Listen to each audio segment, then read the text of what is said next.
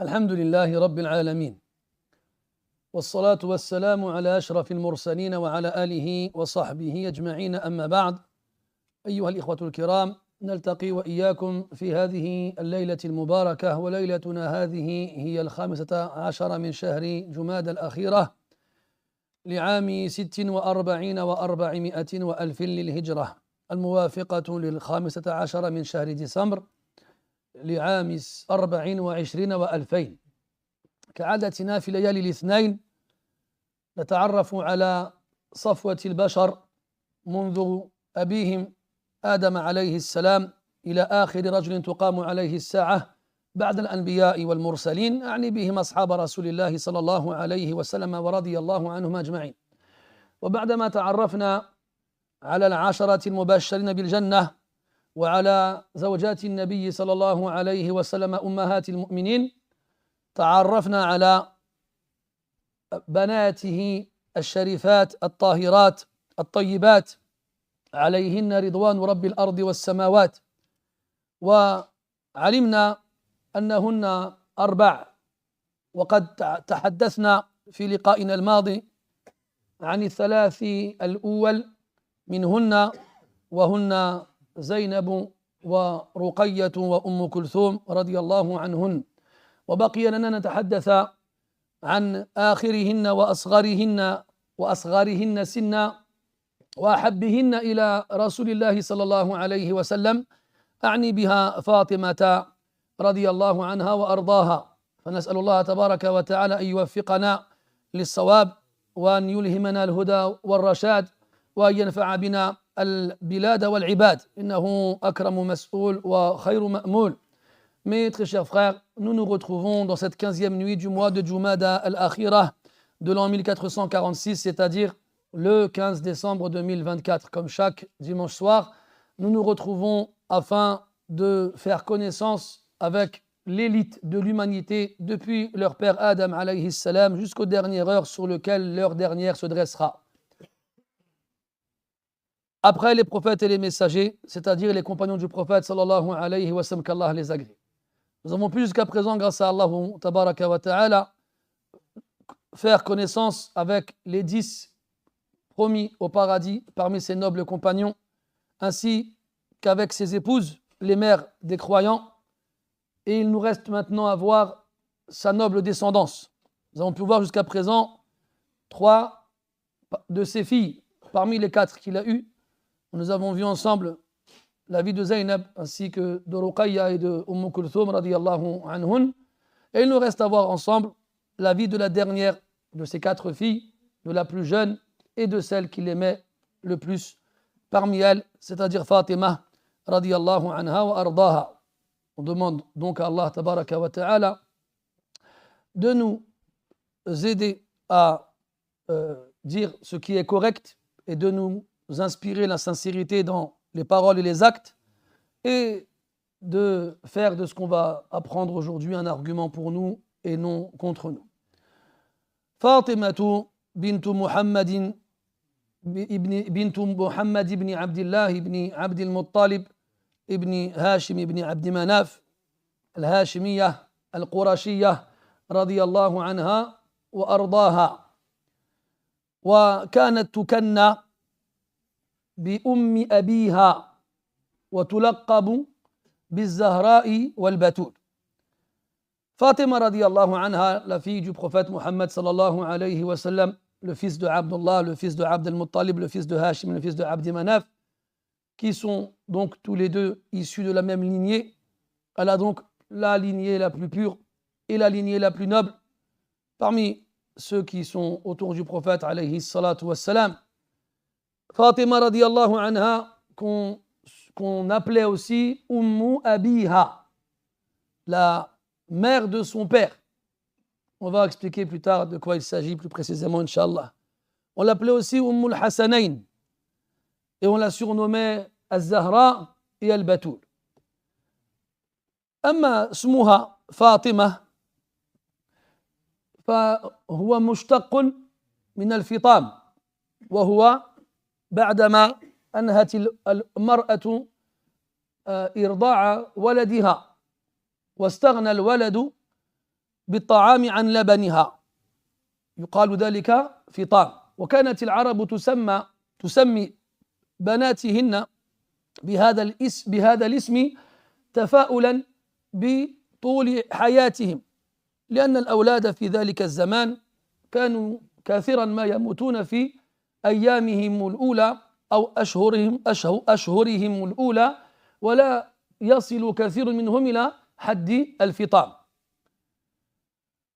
Le prénom Fatima vient de la racine du verbe Fatama qui veut dire être sevré. Donc lorsqu'une femme allaite son enfant et que l'enfant n'a plus besoin du lait de sa mère et qu'il peut s'en passer pour manger la nourriture classique, on appelle donc le sevrage al-fitam. Donc l'enfant, quand il est sevré, on dit qu'il est Fatim et Maftoum. Et la fille, on dit qu'elle est Fatima ou Fatima. Et on appelait les enfants ainsi, notamment les filles, par optimisme. Car à leur époque, nombreux étaient les enfants qui ne dépassaient pas les premiers jours ou les premiers mois et mouraient avant d'être sevrés. Alors on l'appelait ainsi dans le but à ce qu'ils arrivent à l'âge du sevrage et soient donc suffisamment forts pour pouvoir survivre par la suite.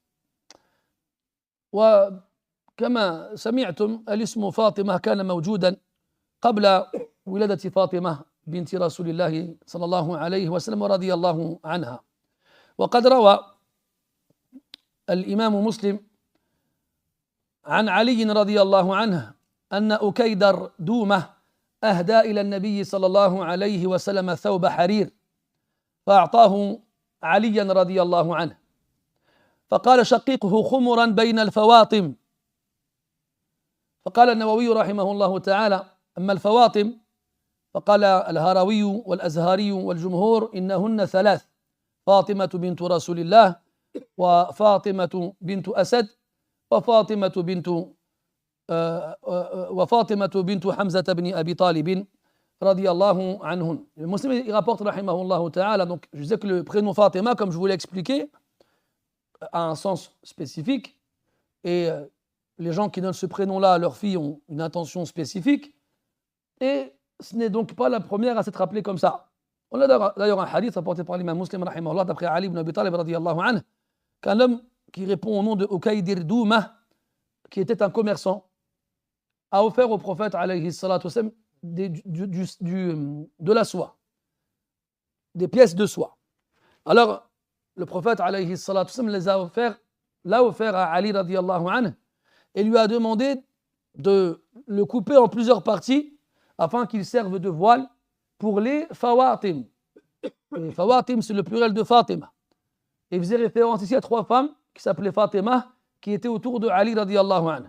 Sa mère, Fatima bint al-Asad, son épouse, Fatima bint Rasulillah, et sa cousine, Fatima bint Hamza ibn Abi Talib, dont il avait eu la charge pendant un certain temps. Donc le prénom Fatima était déjà connu chez les Arabes depuis longtemps. ولم يزل إلى عهد قريب هذا الاسم يسمى به بنات المسلمين، لكن كما قلت إلى عهد قريب، فأصبحنا لم نعد نسمع هذا الاسم يسمى به بناتنا لشديد الأسف، حتى سمعنا بعضهم يقولون هذا اسم قديم ولا يصلح لبنات زماننا، ونقول صدقتم لا تصلح بناتكم لمثل هذا الاسم، ولو كنتم تدركون أهميته وقدره لسميتم بناتكم كلهن بهذا الاسم، لكن حسبنا الله ونعم الوكيل. Et comme je vous le disais, ce prénom était connu chez les Arabes avant même la naissance de Fatima radiyallahu anha, et ce prénom n'a cessé d'être donné jusqu'à de cela il n'y a pas longtemps. Et on a, je pense tous, notamment les Maghrébins, dans nos familles, des femmes qui s'appellent Fatima. Et malheureusement aujourd'hui, ce n'est plus un prénom à la mode. On entend beaucoup de musulmans dire que c'est un prénom de vieille. Et c'est plus trop un prénom à la mode pour les filles d'aujourd'hui. Et nous, on leur répond, c'est pas le prénom qui n'est pas pour vos filles, c'est plutôt vos filles qui ne sont pas pour ce prénom. Si vous étiez conscient de la valeur de ce prénom et de la valeur de celles qui l'ont porté, normalement, vous nommeriez toutes vos filles Fatima. Appelez-les Rachel et Suzanne. Et on verra quand elles auront 20 ou 30 ans, est-ce qu'elles seront pieuses comme la Fatima que vous n'avez pas voulu la nommer. Il y a parmi nous une petite Fatima. Coucou. Allah la préserve. Et à la kulli hal, il faut faire très attention, mes chers frères, à cette mauvaise manie qui s'installe parmi les musulmans qui recherchent des prénoms passe-partout, des prénoms invisibles. C'est-à-dire l'enfant, il est au milieu des gens, on ne sait pas si c'est un musulman, parce que le prénom, ils cherchent des prénoms de fleurs. C'est comme j'entends des gens qui appellent leur fille Sephora. Tu veux qu'elle vende du parfum ou quoi, ta fille? Non, c'est le prénom de la femme de Moussa. T'as laissé Khadija, et t'as laissé Fatima, et t'as laissé Aïcha, t'es parti chercher Sephora. Ça passe bien, Sephora, c'est exotique. Puis on ne sait pas, est-ce que c'est latin, est-ce que c'est de quelle origine? Puis les gens, ils entendent Sephora. Il y a quelque chose. Ne va pas me dire c'est la femme de Moussa, alayhi salam. Pourquoi tu l'as pas appelée Zulikha? C'est la femme de Youssouf. C'est bien Zulikha. Hein? Mohim. Ils cherchent toujours le prénom qui passe bien. Pareil pour les garçons. Est-ce qu'il y a un Ryan dans la pièce, dans la salle? Voilà, on en a toujours un. C'est pas ta faute. Hein. Mashallah, Ryan, c'est devenu le prénom qu'on entend le plus aujourd'hui. Et on entend quoi? Les parents nous disent quoi? Mais c'est le nom d'une porte du paradis. Mashallah. Et Firdaus, et Naïm, et Adnan, ou plutôt Adn, et ainsi de suite. Non, ça ne vous plaît pas? Parce que Ryan, ça fait un peu américain. Tu vois, quand tu es marocain, tu parles en anglais avec quelqu'un, tu peux lui faire croire que tu es américain. Tu dis, where you come from? I'm a Moroccan. From where? From Casablanca. À la kulli hal. Ben là, c'est le même système. Comment tu t'appelles? Ryan. Ryan, pareil, il y a du mystère, il y a du suspense. Mais quand tu as une tête comme ça, tu peux même t'appeler Michael si tu veux. Ça ne marche pas. على كل حال والله يا إخواني نحن نضحك ونضحككم ولكن القضية في الحقيقة مؤسفة ومؤلمة ومحزنة لأننا لو أدركنا أن كل واحد منا له حظ من اسمه لتحرينا أفضل الأسماء لأنفسنا وأولادنا بغض النظر وبعدم الالتفات إلى غيرنا وبالأحرى لالتمسنا من الأسماء ما يرضي ربنا عز وجل. En vrai, on rit, bien sûr, on essaye de comment ils disent déjà, de détendre un peu l'atmosphère en vous faisant rire un petit peu, mais en vrai, c'est triste. C'est triste parce qu'on oublie, mes chers frères, que chacun d'entre nous ici, il a une part du nom qu'il porte. Et trouver un nom avec un sens noble est très important. Et on se doit de choisir les meilleurs noms pour nous et pour nos enfants, sans se soucier des autres. Vous savez, moi j'ai été surveillant des années de ça, quand il y avait des permanences, on lisait les noms de famille, les Indiens. Les Indiens, ils ont des prénoms, il y a toutes les lettres de l'alphabet dedans. Ça peut Karo, Rari, Rari, Rari. On n'arrivait pas à lire leur nom, leur prénom. Leurs parents, ils s'en fichent. Ils ne se sont pas dit, oh non, en France, on va l'appeler Jordan. Non, on va l'appeler Rari, Rari, Rochnou. Et nous, et c'était comme ça. Ça ne les dérangeait pas. Il y a beaucoup d'Asiatiques aussi comme ça. Le prénom Sang Chunxian, voilà, il s'appelle Sang Chunxian. Et ça ne le dérange pas qu'on ait du mal à lire son prénom ou autre. Et ses parents ne se disent pas, on est en France, il faut faire attention, il n'y a que nous, les Arabes, on est comme ça, subhanallah, illa man rahima rabbuk. Il n'y a que nous, les Arabes, on a développé ce complexe. Oui, mais on ne sait jamais. Et c'est nous les plus grillés en plus. Encore, on aurait des yeux bleus, des cheveux blonds, peut-être qu'on aurait pu se fondre dans la masse. Mais regardez les têtes qu'on a, franchement. On ne peut pas. C'est obligé, on est grillé. Et donc, je vous disais, mes frères, et surtout et en particulier, cherchez les noms qui satisfont, les noms qui font qu'Allah soit satisfait de nous. Et pas qui vont satisfaire les gens. وقال النبي صلى الله عليه وسلم من التمس رضا الله في سخط الناس رضي الله عنه وأرضى الناس عنه ومن التمس سخط الله في رضا الناس سخط الله عليه وأسخط الناس عليه أو كما قال عليه الصلاة والسلام. Quand il dit sallallahu alayhi wa sallam, celui qui recherche l'agrément d'Allah, yarhamukallah, celui qui recherche l'agrément d'Allah dans le mécontentement des gens, Allah sera satisfait de lui et rendra les gens satisfaits de lui. Et celui qui recherche le mécontentement d'Allah dans la satisfaction des gens, eh bien, Allah sera mécontent de lui et il fera que les gens le seront aussi. طيب نعود إلى فاطمة رضي الله عنها وذكرنا أنها كانت تكنى بأم أبيها وهذا رواه الطبراني عن محمد بن علي المديني أنه قال وكانت فاطمة رضي الله عنها تكنى أم أبيها وقال العلماء أنها كانت تكنى كذلك لشدة تعلقها بأبيها ولشدة عنايتها به كأنها أمه سبحان الله مع أنها أصغر بناته سنا. Parmi sa kunya, elle a plusieurs kunan. Sa kunya principale, c'est Ummu Abiha, la mère de son père. Quelle étrange kunya. Et cela a été rapporté par At-Tabarani et d'autres. La mère de son père, pourquoi? Les savants disent que malgré le fait que c'était la plus petite de ses filles, c'était celle qui s'occupait le plus de lui. Et elle s'occupait de lui comme une mère s'occupe de son enfant. C'est pour ça qu'elle a été appelée Ummu Abiha. وكانت تكنى أيضا بأم الحسنين. On l'appelait aussi la mère des deux Hassan.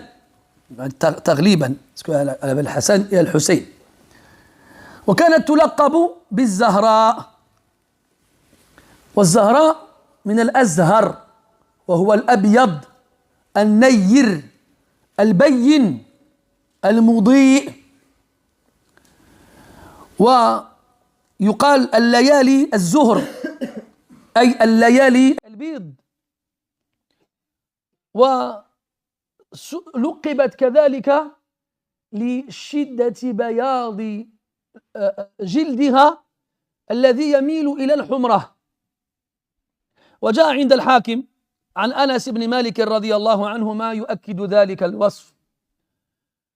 قال رضي الله عنه سئلت أمي عن فاطمة بنت رسول الله صلى الله عليه وسلم فقالت كانت كالقمر ليلة البدر أو الشمس كفر غماما إذا خرج من السحاب بيضاء مشربة حمرة لها شعر أسود من أشد الناس برسول الله صلى الله عليه وسلم شبها والله كما قال الشاعر بيضاء تسحب من قيام شعرها وتغيب فيه وهو جثل أسحم فكأنها فيه نهار مشرق وكأنه ليل عليها مظلم. On l'appelait aussi Az-Zahra. Az-Zahra, c'est le féminin, un adjectif, donc féminin de l'Azhar. Et l'Azhar, c'est le blanc, l'éclatant, le resplendissant, le lumineux, et tout ce genre d'adjectifs qui indiquent une blancheur immaculée telle que celle de la neige. Et on dit aussi que Az-Zahra, c'est la blanche dont la blancheur tend légèrement vers le rouge. C'est légèrement rosé, si vous préférez. Et ça faisait référence à la blancheur de sa peau. Elle était très blanche de peau, avec un teint légèrement rosé. Et Al-Hakim rapporte d'après Anas radiyallahu anhu un hadith qui confirme cette description-là. Il dit qu'on a interrogé sa mère, Sulaym radiyallahu anha, au sujet de Fatima radiyallahu anha. Comment était-elle? Elle a répondu, elle était comme la lune, la nuit où elle est pleine. Elle était comme le soleil lorsqu'il sort des nuages et qu'il n'y a plus aucun nuage pour le couvrir. Et elle disait aussi que ses cheveux étaient d'un noir, comme on dit, un noir d'ébène, on dit comme ça. Hein? Et elle faisait partie de ceux qui ressemblaient le plus au prophète, alayhi as-salatu was-salam. وكذلك كانت تلقب بالبتول مع العلم أن هذين اللقبين لم يردا في شيء من الأحاديث المروية في وصف فاطمة رضي الله عنها أو فيما يخبر عنها وإنما ظهرت هذه الألقاب بعد وفاتها بقرون حتى قال بعض العلماء أن أول من لقبها بالبتول هم الروافض الشيعة وكذلك الزهراء فإن كان المعنى صحيحا فالأولى اجتناب تلقبها بمثل هذه الألقاب. قلنا أن فاطمة رضي الله عنها كانت تلقب بالبتول وانظروا إلى قوة استنباط العلماء بعد قراءتهم للنصوص الصحيحة وأين وجدوا مثل هذا المعنى لا أقول مثل هذا الاسم. فقد جاء في حديث سعد رضي الله عنه الذي خرجه مسلم وغيره أن رسول الله صلى الله عليه وسلم رد على عثمان بن مظعون التبتل ولو أذن له فيه لاختصينا. قال ابن العربي المالكي في تفسير الأحكام رحمه الله تعالى يعني الانقطاع عن النساء يعني بالتبتل الانقطاع عن النساء وفي الأثر لا رهبانية ولا تبتل في الإسلام ومنه مريم العذراء البتول أي التي انقطعت عن الرجال وتسمى فاطمة بنت رسول الله صلى الله عليه وسلم البتول لانقطاعها عن نساء زمنها في الفضل والدين والنسب والحسب فقد تزوجت وولدت فليست عذراء كمريم عليها رضوان الله. والمقصود أن هذين اللقبين وإن اشتهر على ألسنة الناس الأولى تركهما لكون أهل البدع قد كانوا أول من ذكرها. Donc on a dit que Fatima radiallahu anha a été surnommée Zahra. Chez les Maghrébins, ils ont un autre tafsir que celui que je vous ai donné. Ils disent que Zahra, c'est une fleur, une rose qui, comment on dit, éclore? Non, pas éclore. Qui ouvre ses pétales seulement une journée dans le mois. Et donc il disait que ça faisait référence à ses menstrues. Comme quoi elle n'avait ses menstrues qu'une seule journée dans le mois. وهذا طبعا باطل لا أصل لهذا الادعاء والزعم. Et bien sûr, cela est complètement faux, il n'a absolument aucune origine dans les livres de la Sunna, ne serait-ce dans un hadith mawdou'. Même dans un hadith inventé, on ne trouve pas ça. Le nom Zahra n'existe dans aucun texte. Un texte authentique ou bien un texte sur lequel on peut s'appuyer, il n'y est pas. Et pareil, l'autre surnom qu'on lui donne, Al-Batoul. Et Al-Batoul, c'est la Vierge. Mais Fatima radiyallahu anha s'est mariée, elle a eu des enfants. Pourquoi est-ce qu'on l'a alors surnommée la Vierge? Parce que ce n'est pas le sens de la Vierge qui est voulu ici. Al-Tabattul, il y a un hadith qui est rapporté par l'imam Muslim d'après Sa'd ibn Abi Waqqas radiyallahu anhu. Comme quoi Uthman ibn Mad'un radiyallahu anhu a demandé au prophète alayhi sallam la permission de faire vœu de célibat, de ne pas se marier. En fait, il lui a interdit. Il lui dit il n'y a pas de vœu de célibat dans l'islam. Et Sa'd dit que si le prophète lui avait permis, on se serait castré pour ne pas se marier. Et Ibn al-Arabi al-Maliki dans Tafsir al-Ahkam, il explique le hadith en disant que at-tabattul, c'est le fait de couper, de créer une scission, une coupure entre les hommes et les femmes, de ne plus avoir la moindre relation avec une femme quelconque. Et c'est dans ce sens-là qu'on a appelé Maryam, la mère de Isa alayhi as-salam, al-Batul, parce qu'elle n'a jamais eu de contact avec un homme. Elle était donc vierge. Comme on dit en français, l'immaculée conception. Pourquoi alors on appelle Fatima radiyallahu anha al-batul. Par rapport à l'inqita', ce qui est visé dans tabattul, c'est al-inqita', c'est la coupure, la scission, la séparation.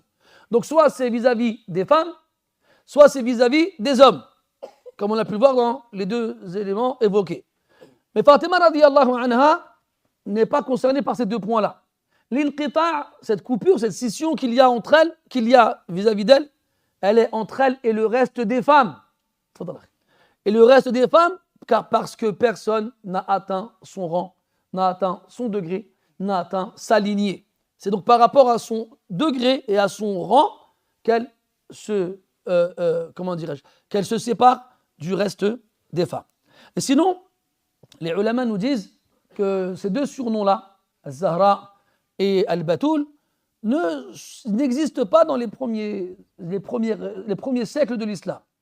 On ne trouve personne qui appelle Fatima comme ça. Ali ne l'a pas appelé comme ça, radiyallahu anhu. Ses enfants ne l'ont pas appelé comme ça. Le prophète ne l'a pas appelé comme ça. Et personne ne l'a appelé comme ça pendant plusieurs siècles. Et les premiers qui ont donné ces noms-là, ce sont les Rawafid, Shia. Ce sont eux qui ont surnommé Fatima ainsi. Et donc, comme ce sont les gens de l'innovation, il est préférable d'éviter de prendre ces surnoms-là, même si les sens sont corrects. متى ولدت فاطمة رضي الله عنها؟ اختلف المؤرخون في تعيين تاريخ ولادتها، لكن الخلاف بينهم خفيف. فروى الواقدي وغيره أن فاطمة رضي الله عنها ولدت وللنبي صلى الله عليه وسلم من العمر 35 سنة. وكذلك جاء في خبر رواه عبد الرزاق عن ابن جريج أن أبو عمر بن عبد البر رحمه الله تعالى روى عن عبيد الله بن محمد بن سليمان بن جعفر الهاشمي أن فاطمة رضي الله عنها ولدت عندما كانت قريش تبني الكعبة، ووقع ذلك 5 سنين قبل بداية الوحي، وهذا يوافق عمر النبي صلى الله عليه وسلم الذي ذكرناه قبل قليل. وذكرنا في درس سابق أن كبرى بنات النبي صلى الله عليه وسلم التي هي زينب ولدت 10 سنين قبل البعثة، وبين زينب وفاطمة رقية وأم كلثوم. وذكر الواقدي أن رقية ولدت 3 سنين أو 3 سنين بعد ولادة زينب، وبين رقية وفاطمة أم كلثوم.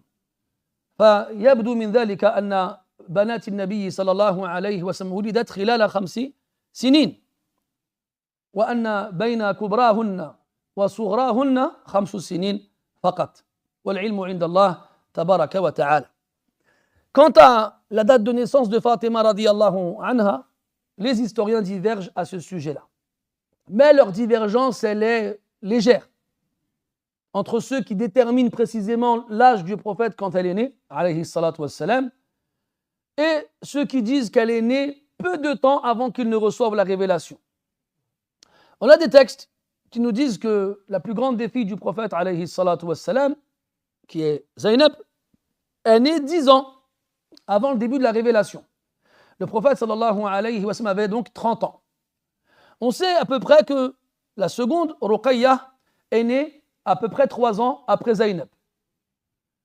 Puis, il y a entre elle et Fatima, Kulthum. Et enfin, Fatima radiyallahu anha, qui serait née, comme le dit son oncle Al-Abbas radiyallahu anhu, lorsque Quraysh rebâtissait la Kaaba. Vous savez, cet événement-là qui a eu lieu quelque temps avant le début de la révélation, il y a eu un seil, il y a eu une inondation, un glissement de terrain à Mecca qui a abîmé la Kaaba. Alors Quraysh se sont réunis dans le but de la rénover et donc de la reconstruire. Et cet événement-là a eu lieu à peu près 5 ans avant le début de la révélation. Le prophète sallallahu alayhi wa sallam avait à peu près 35 ans. Et c'est donc cette année-là que Fatima radiyallahu anha est née. Et elle est donc née 5 ans avant le début de la révélation. C'est ce qui paraît le plus juste, et Allah Ta'ala il sait mieux. Ce qui veut dire que le prophète alayhi salatu wassalam avait 35 ans quand elle est née.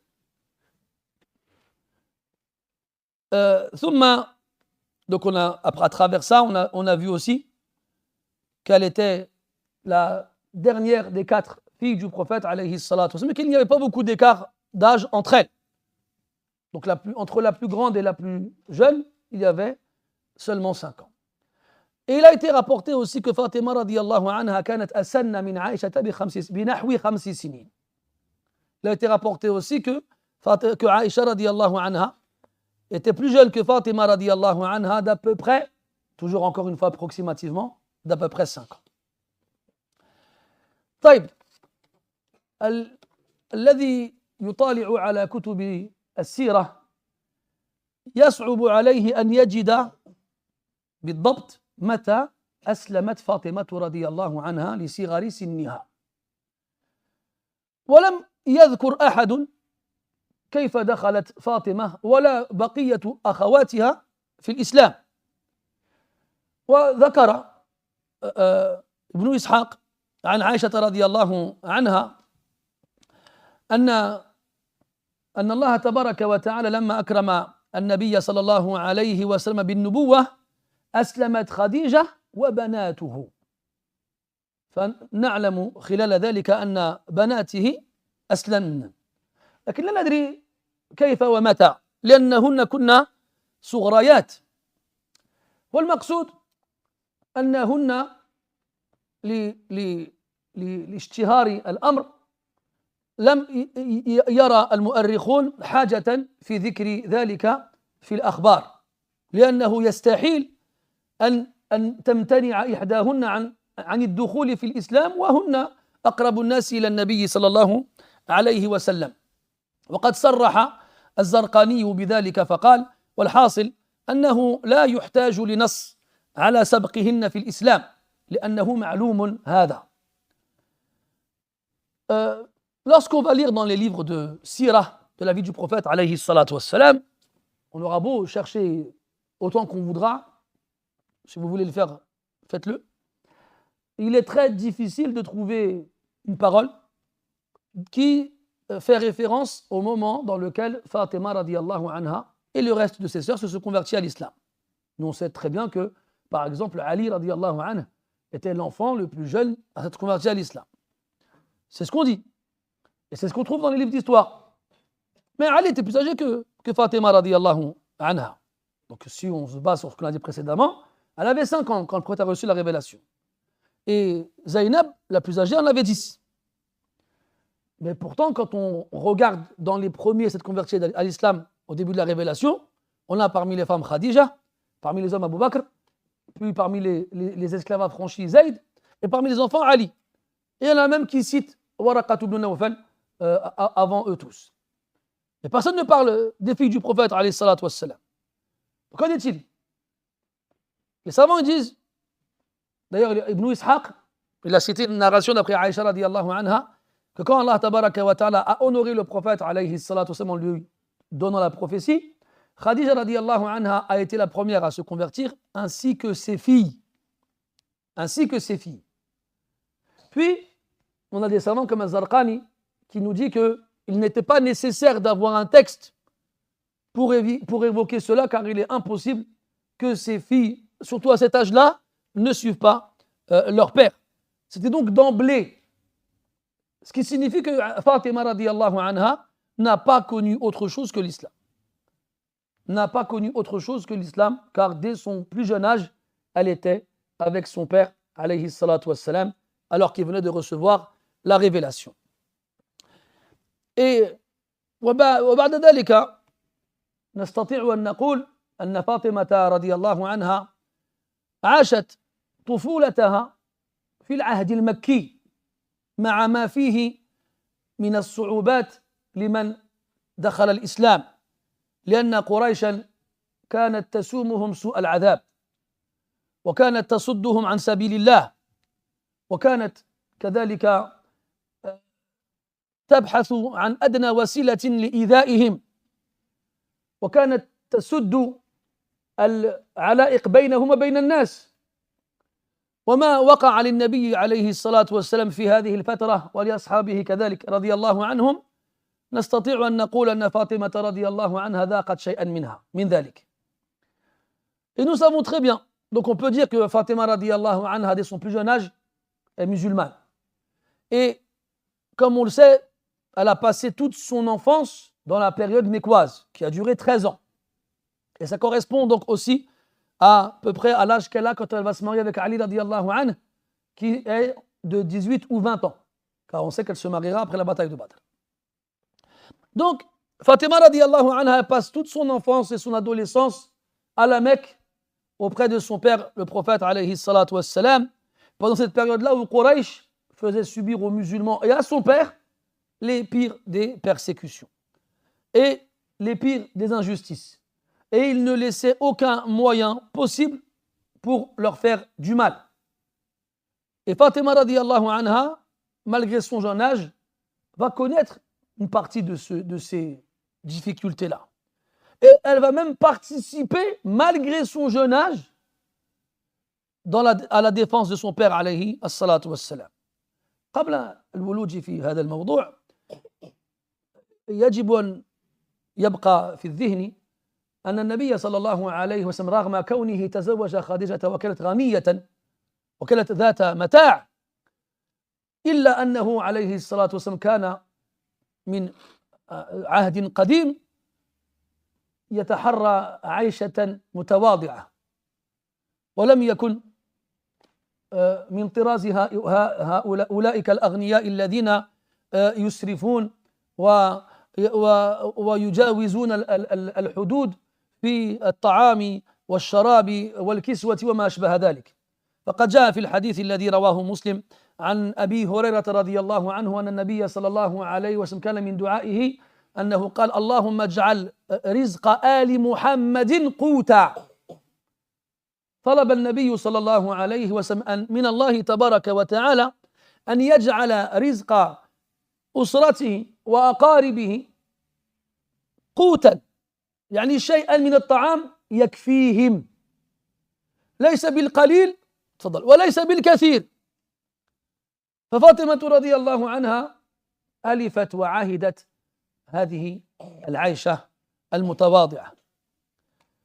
Déjà, avant de rentrer dans le vif du sujet, le prophète alayhi salatu wasallam, malgré le fait qu'il a épousé Khadija bint Khuwaylid radiyallahu anha, qui était une riche commerçante, ça ne veut pas dire pour autant qu'il a eu la vie des gens aisés qui très souvent faisaient preuve d'excès dans leur façon de manger, de boire ou de s'habiller, ou même dans leur maison.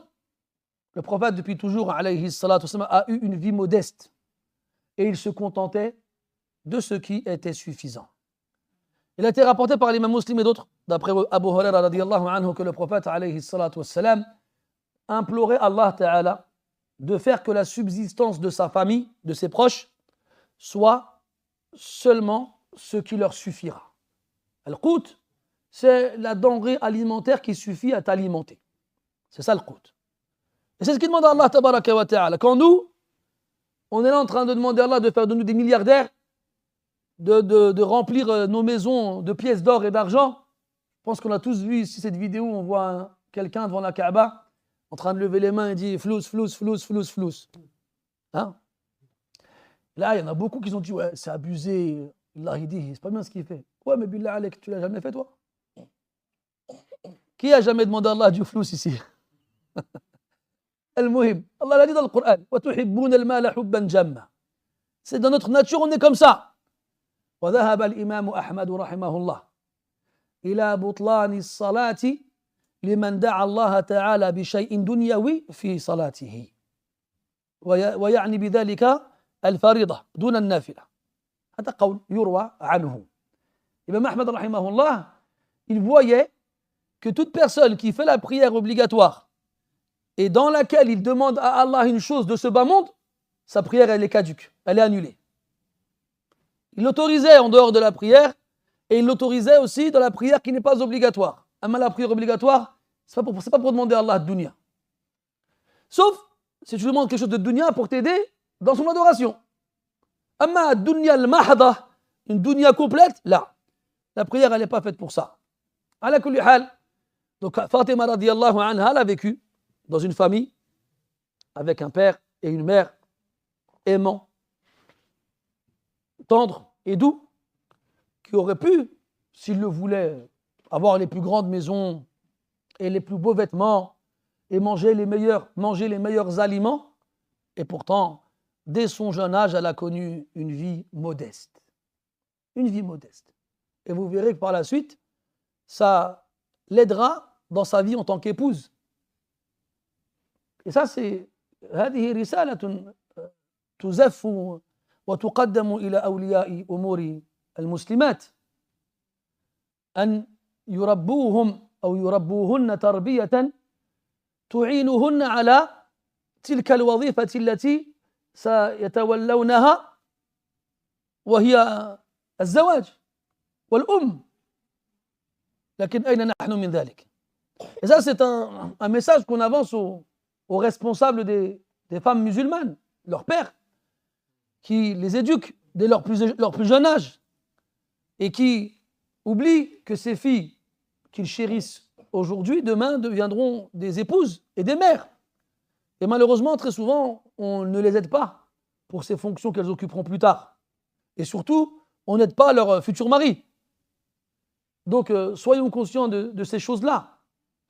على كل حال كلكم تعرفون هذه القصة التي كان النبي صلى الله عليه وسلم بمكة وقد أنزل الله تبارك وتعالى قوله وأنذر عشيرتك الأقربين، وذلك بعد مدة مرت بعد الوحي الأول.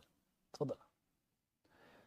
فذهب في ساحة الكعبة المشرفة ونادى الناس، ونادى أقرب الناس إليه: يا بني هاشم، يا بني عبد المطلب، يا بني فلان، يا بني فلان، وجعل يناديهم. والحديث يرويه مسلم رحمه الله عن أبي هريرة رضي الله عنه قال النبي صلى الله عليه وسلم حين أنزل عليه وأنذر عشيرتك الأقربين: يا معشر قريش اشتروا أنفسكم من الله لا أغني عنكم من الله شيئا، يا بني عبد المطلب لا أغني عنكم من الله شيئا، يا عباس بن عبد المطلب لا أغني عنك من الله شيئا، يا صفية عمة رسول الله لا أغني عنك من الله شيئا، يا فاطمة بنت رسول الله سليني بما شئت لا أغني عنك من الله شيئا. تصوروا في ذلك الزمن لا يكاد عمرها يجاوز 8 سنين، ومع هذا يخصها بالنداء في ذلك النداء العظيم الذي اشترك فيه رؤوس قريش وعظماؤهم، أدخل بينهم تلك البنت الصغيرة، ولم يذكر زينب ولا رقية ولا أم كلثوم. لماذا؟ لأنها من ذلك الوقت كانت أحب بناته إليه، ورغم حبه الشديد لها يخبرها وهي صغيرة أن حبه لها لا يغنيها من الله شيئا. أما ماله فهو لها، فلتسألني من أموالي ما شاءت فهو لها، أما أن أغنيها من الله بشيء فهذا خارج عن قدرتي. فمن ذلك الزمن يربيها على أن تجتهد في العمل الصالح حتى تأتي يوم القيامة بعمل يرحمها الله تبارك وتعالى بها. فالله تبارك وتعالى يقول: فإذا نفخ في الصور فلا أنساب بينهم يومئذ ولا يتساءلون. Ce hadith-là, donc, il s'est passé un événement énorme quelques temps après le début de la révélation. Certains disent 3 ans à peu près. Allah y révèle au prophète alayhi salatu wassalam: wa anzir ashirataka al-aqrabin, et avertis les plus proches dans ta famille. La ashira, c'est plus large que la famille. Il y a la tribu, mais c'est moins large que la tribu. Ala kulli hal, ce sont les membres de la famille. Les familles de la famille, si vous préférez. Alors le prophète sallallahu alayhi wa sallam, il sort, il va à la Mecque, dans la place où se trouve la Kaaba, puis il se met à appeler les gens. Ya ma'ashara Quraysh. Et là, Quraysh arrive. Et là, le prophète sallallahu alayhi wa sallam leur dit, Ishtaru anfusakum. Rachetez vos personnes auprès d'Allah Azza wa Jal, car je ne peux rien faire pour vous devant Allah. Puis, après avoir fait un appel général, il adresse un appel spécifique aux tribus les plus proches de la sienne. Il commence avec Banu Abdul Muttalib, donc les familles qui sont issues de son grand-père Abdul Muttalib. Je ne peux rien faire pour vous devant Allah. Puis il s'adresse à son oncle, Ya Abbas, je ne peux rien faire pour toi devant Allah. Puis sa tante Safiya, oh Safiya, la mère de Az-Zubayr, je ne peux rien faire pour toi devant Allah. Puis il s'adresse à sa fille Fatima. Oh Fatima, fille du prophète d'Allah, je ne peux rien faire pour toi devant Allah. Demande-moi de mes biens ce que tu veux, mais devant Allah, je ne pourrai rien faire pour toi. Ce qui est étonnant, c'est que Fatima, à ce moment-là, maximum, elle a 8 ans. Maximum. Pourquoi est-ce qu'il la cite, elle, et pas les autres de ses filles, qui sont plus grandes qu'elle? Parce que c'est sa fille préférée. Et pour ne pas qu'elle puisse croire que parce qu'il l'aime plus que n'importe qui d'autre, ça pourrait lui être avantageux devant Allah le jour de la résurrection. Malgré cet amour, malgré cet attachement, il ne pourra rien faire pour elle devant Allah Azza wa Jal si d'elle-même, elle n'a pas trouvé les moyens de racheter sa personne devant Allah Tabaraka wa Ta'ala. Donc là, en fait, il est en train de lui dire, alors qu'elle n'a que 7-8 ans, si tu ne veux pas aller en enfer, eh bien, il faut que tu te débrouilles toute seule. Et il faut que tu fasses les actions toute seule. Et ne compte pas sur moi. Même si je suis le messager d'Allah, même si je suis l'être humain le plus proche de lui, je ne pourrai rien faire pour toi. Allah dit dans le Coran, فَإِذَا نُفِخَ فِي الصُّورِ, lorsque l'on soufflera dans le clairon, فَلَا أَنْسَابَ بَيْنَهُمْ يَوْمَئِذٍ وَلَا يَتَسَاءَلُونَ. Il n'y aura plus aucun lien de parenté ce jour-là entre les gens. Et personne ne demandera rien à personne. Dans le verset, لَن تَنْفَعَكُمْ أَمْوَالُكُمْ وَلَا أَوْلَادُكُمْ يَوْمَ الْقِيَامَةِ يَفْصِلُ بَيْنَكُمْ. Vos biens et vos liens de parenté ne vous seront d'aucune utilité. Le jour de la résurrection, Allah et vous séparera. Et il n'y a pas de différence entre les proches du prophète alayhi salatu wassalam et le reste des êtres humains. يوم يفر المرء من أخيه وأمه وأبيه وصاحبته وبنيه لكل امرئ منهم يومئذ شأن يغنيه. Le jour où l'homme fuira de sa compagne, de son frère, de son père et de sa mère et de son père, de sa compagne et de ses enfants. Chacun, ce jour-là, aura une affaire qui le préoccupera. Et il ne se préoccupera pas des autres. Shi'arun nasi fi dhalika al-yawm nafsi nafsi. La devise des gens ce jour-là sera chacun pour soi. Et celle des prophètes sera Allahumma sallim sallim. Al-Muhim, cet appel nous enseigne à nous d'apprendre à nos enfants dès le plus jeune âge cela. ماشي كيما حنا نديرو مازال صغير مازال صغيره مسكينه قربت تولد قال لك مازال صغيره. C'est nous qui malheureusement pervertissons nos enfants. Toujours en train de dire ils sont encore petits. ما تنوضوش باش يصلي الفجر. وما تخليش يصوم. وما تخليش يمشي للجامع. On entend beaucoup de gens dire ça. Beaucoup de mamans surtout. Les mamans تاع بكري. اليوم bref. المهم, non, il est trop tôt pour le réveiller pour le fajr. Laisse-le dormir, miskin. Ou bien, il est trop tard pour aller à la mosquée. J'ai peur, il fait nuit. Ou bien, quand c'est le ramadan, oh, il est encore petit. Laisse-le manger. tiens, tu veux du Nutella? Non, c'est pas allé. Tu veux du marjan? Nutella, c'est fini, le marjan, c'est tout. المهم et après والغريب والله يا إخواني أنا أحدثكم بحكم إمام منذ ما يقارب ربع قرن ولا أحصي كم جاءني من الناس من كبار السن من يشتكي ومن يكاد يبكي الدم بدل الدمع لأن أولادهم قد ضاعوا. يقول لي أحدهم إن ولدي دخل البيت سكران وحاول أن يضربني. ويقول الآخر إن ابنتي خرجت من البيت ولم تعد تسأل عنا ولم تعد تزورنا ولقد بلغني أنها تعيش مع رجل من غير زواج وهو غير مسلم وكذا وكذا. ثم يطلبون الرقية أو يطلبون أن نقرأ في الماء أو يطلبون أشياء غريبة جدا، يطلبون الدعاء. جاءني أحدهم قبيل خطبة الجمعة وأراد أن يعطيني مبلغا من المال لأجل أن أدعو لصلاح ولده. طبعا رفضت المبلغ وقلت سأدعو إن شاء الله له من غير مقابل. ثم جعل يفصل ويقول إن ابني يتعاطى المخدرات ويخرج مع الفتيات ويشرب الخمور ويفعل ويفعل ويفعل. فأنا في نفسي لا أدري ما أقول. كم يبلغ من العمر؟ 30 سنة. الآن استيقظت، الآن فتحت عينيك. أين كنت قبل ذلك؟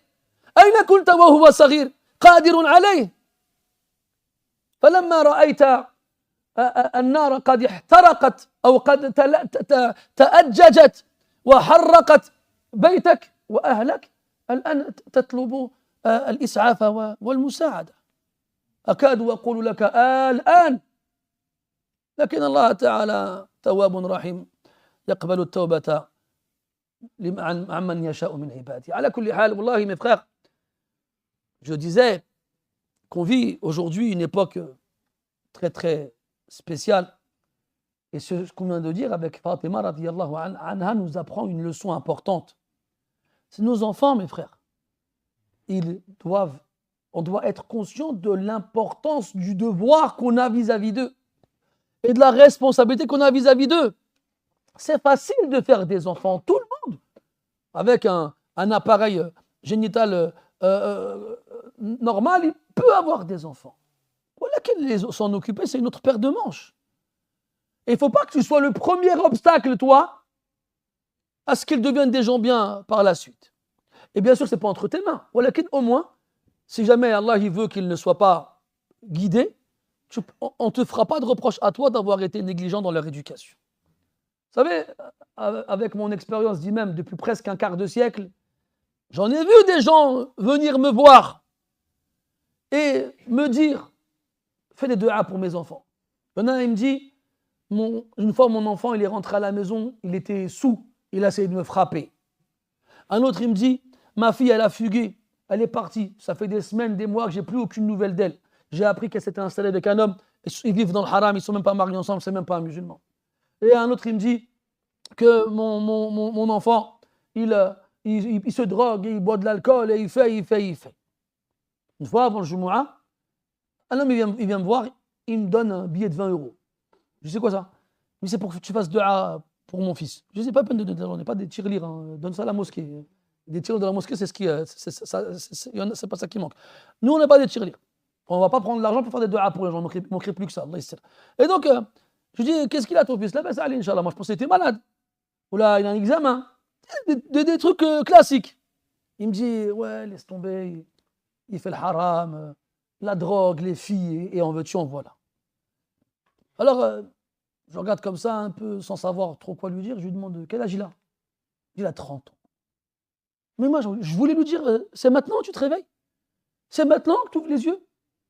C'est maintenant, ça y est. T'étais où, toi, quand il avait 10 ans? Quand il avait 15 ans? T'étais où, en fait? Et puis, t'étais où quand t'as vu qu'il commençait à dévier? Tu vas pas me dire qu'il a commencé ça hier? Non, je pense pas. Ce genre d'état, on n'y arrive pas en un claquement de doigts. C'est une situation qui se fait sur des années, des fréquentations.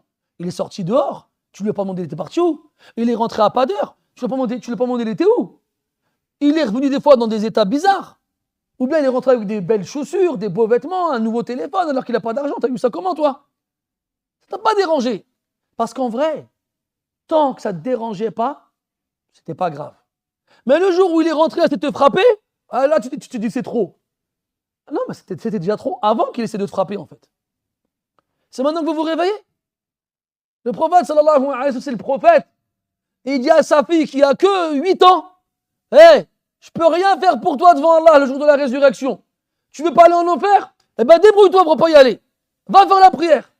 Obéis à Allah. Sois droit et sois juste. Regardez comment il éduque ses enfants. Et nous, on lit ces choses-là, puis on rentre chez nous, et nos enfants, ils sont tous éparpillés ici et là, et ça ne nous dérange pas. Non, mes frères. Non.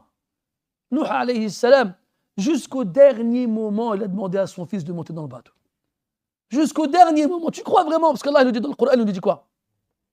Il dit وقال اركبوا فيها بسم الله مجريها ومرساها إن ربي لغفور رحيم وهي تجري بهم في موج كالجبال ونادى نوح ابنه وكان في معزل يا بني اركب معنا ولا تكن مع الكافرين. Allah il nous informe que Nuh il a demandé à son fils de monter avec lui dans le bateau alors qu'il y avait déjà des immenses vagues entre eux. Est-ce que tu crois vraiment que Nuh alayhi salam il a attendu le dernier moment pour demander à son fils de venir?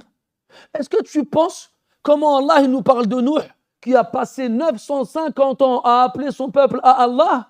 Comme Allah il a décrit dans le Coran, قال ربي إني دعوت قومي ليلا ونهارا فلم يزدهم دعائي إلا فرارا وإني كلما دعوتهم لتغفر لهم جعلوا أصابعهم في آذانهم واستغشوا ثيابهم وأصروا واستكبروا استكبارا ثم إني دعوتهم جهارا ثم إني أسررت لهم أعلنت لهم وأسررت لهم. Regarde comment Allah Ta'ala te dit que Nuh, comment Nuh il a passé 950 ans à aller voir tout le monde et à leur parler tous les jours d'Allah. Tu crois qu'un homme comme ça, il va attendre le dernier jour, le dernier instant pour dire à son fils, monte avec moi? Non. Ah non, non, non, non, non. Si c'est ce que tu as cru, tu t'es trompé. Il n'a pas laissé un instant passer sans appeler sa famille les plus proches à croire en Allah Azza wa Jal. Jusqu'à la fin. ومن لطيف ما يروى ويقال ويحكى. Et parmi les subtilités, لأن حفص عن عاصم يقرأ بإدغام الباء في الميم وهذا من غرائبه. Chez Hafs, on dit irkam ma'ana. Et chez les autres, on dit irkab ma'ana. Pourquoi Hafs, dans sa qira'a, il y a l'idgham? On supprime le bas et on le fait rentrer dans le mim et ça fait une shidda. Irkam ma'ana. Pourquoi pas irkab ma'ana? Il y en a, ils ont dit quoi? لأن الميم المشددة هي الحرف الوحيد الذي يخرج عند اشتداد البكاء. ونظير ذلك مع الصبيان والأطفال إذا بكوا هل تسمع منهم غير هذا الحرف? Ils ont dit parce que quand tu pleures et que tu es triste, la seule lettre qui sort de ta bouche, c'est le son. Regarde les enfants quand ils pleurent. Quelle est la lettre qui sort? Est-ce qu'ils font bu? Est-ce qu'ils font re? Est-ce qu'ils font r? Ils font pas ça. Ils pleurent comme ça. Et comme quoi, Nuh alayhi salam était tellement triste, tellement dans le chagrin et dans le sanglot, il supplie son fils. Irkam ma'ana. Imagine le cœur de ce père qui a passé des années à lui supplier son fils de le suivre. Il n'a pas attendu le dernier moment. Et jusqu'au dernier moment, il a dit monte avec nous. Mais Allah, il n'a pas voulu. Est-ce qu'Allah va reprocher à Nuh que son fils ne l'a pas suivi? Non. Il lui a dit innahu laysa min ahlik. Et toi, tu laisses les années passer. Tes enfants, ils deviennent des voyous, ils deviennent des gens mauvais, des gens éloignés. Ça ne te dérange pas. Tant qu'il ne me fait pas du mal, ça va. Mais sallish, et wallah yahdi. Mais somch, et wallah yahdi. Ça ne te dérange pas de pas qui prie, qui jeûne pas, qui prie pas, qui jeûne pas. Mais le jour où Jabra yadrbek,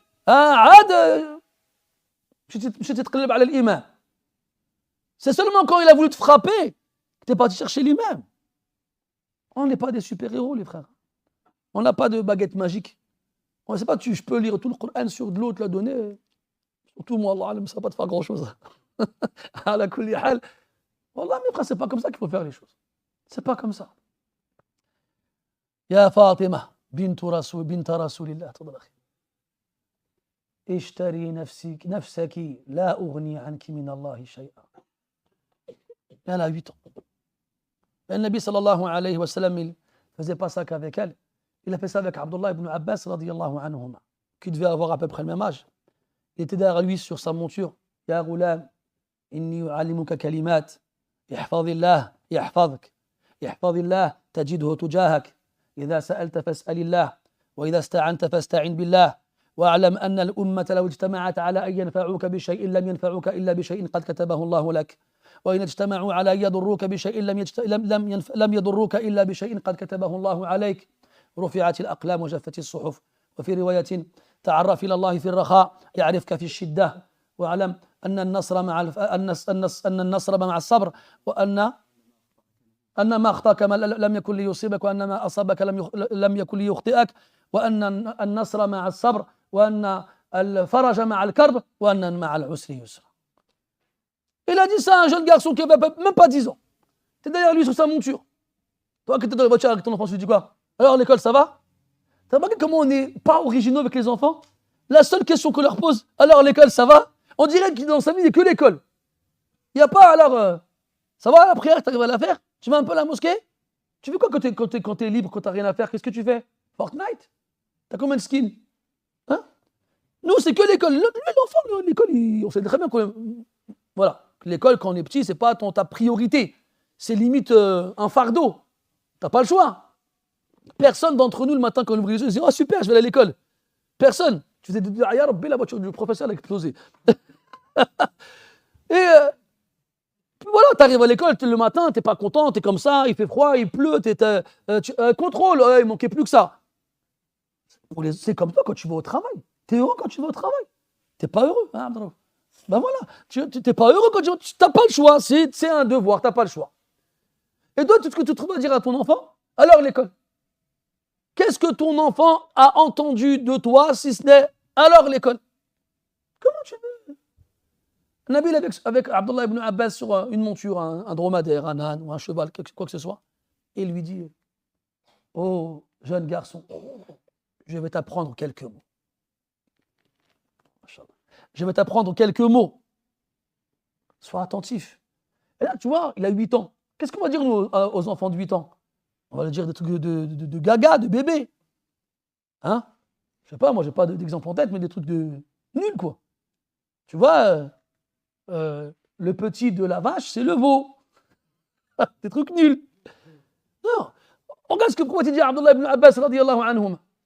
Il lui dit, préserve la religion d'Allah, Allah te préservera.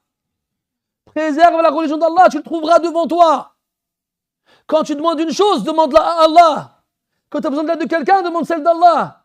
Et sache que l'ensemble de la création, s'il s'unissait pour te faire un bien, il n'y arriverait que si Allah il l'a voulu.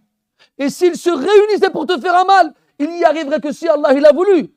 Les plumes sont levées et l'encre a séché. Dans une version, il lui dit quoi? Fais-toi connaître auprès d'Allah dans l'aisance. Il te connaîtra dans la difficulté. Et sache que ce qui t'a manqué ne pouvait pas t'atteindre. Et que ce qui t'a atteint ne pouvait pas te manquer. Et sache que le secours vient avec l'endurance. Et que le soulagement vient après l'affliction. Et qu'après la difficulté, il y a la facilité.